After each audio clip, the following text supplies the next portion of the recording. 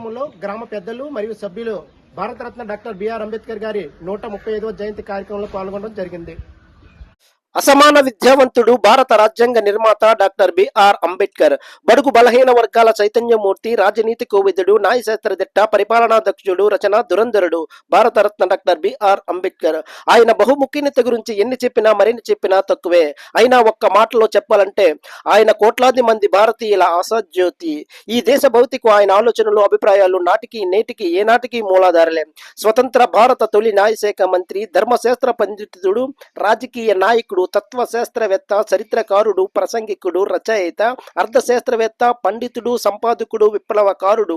బాల్యములోనే అడుగడుగున బాధలకు, అవమానాలకు గురై బీదరికాన్ని ఎదుర్కొంటూ స్వయం కృషితో, స్వీయ ప్రతిభతో స్వతంత్ర భారతదేశంలో కేంద్ర మంత్రి పదవిని అలంకరించినటువంటి మహామనిషి శ్రీ బాబాసాహెబ్ అంబేద్కర్. యావత్ ప్రపంచం ఔరా అనిపించుకునేటువంటి గొప్ప మేధావి భారతరత్న డాక్టర్ బిఆర్ అంబేద్కర్. ఎంతో మంది పుడతారు, చనిపోతారు, కానీ చరిత్రలో గుర్తుండిపోయేది కొందరే అంబేద్కర్ లాగా.